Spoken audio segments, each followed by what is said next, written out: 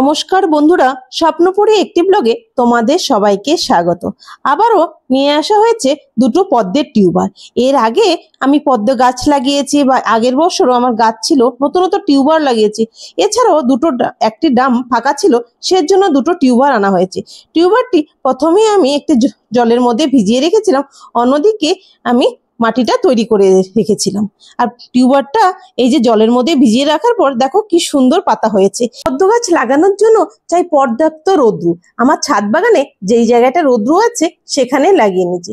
অবশ্য পদ্ম গাছে যদি তাড়াতাড়ি ফুল পেতে চাও তাহলে অবশ্যই টিউবার লাগাও। এর আগে আমি পদ্মের বিচি থেকে গাছ লাগিয়েছি, তখন অনেকটা সময় লাগে, সেজন্য আমি টিউবারটাই নিয়ে এসেছি। তো টিউবারটা এনেছে আমার হাজবেন্ড, আর লাগিয়ে গাছগুলো ওই লাগাচ্ছে, যে কেননা খুবই ধীরে সুস্থে লাগাতে হবে, আর যে লার্নার গুলো ভেঙে না যায় ও নষ্ট না হয়ে যায়। তারপর একদিন পরে একটু জল দিয়ে তার মধ্যে অ্যাজোলা দেওয়া হয়েছে, যাতে মশা না হয় গাছগুলোতে।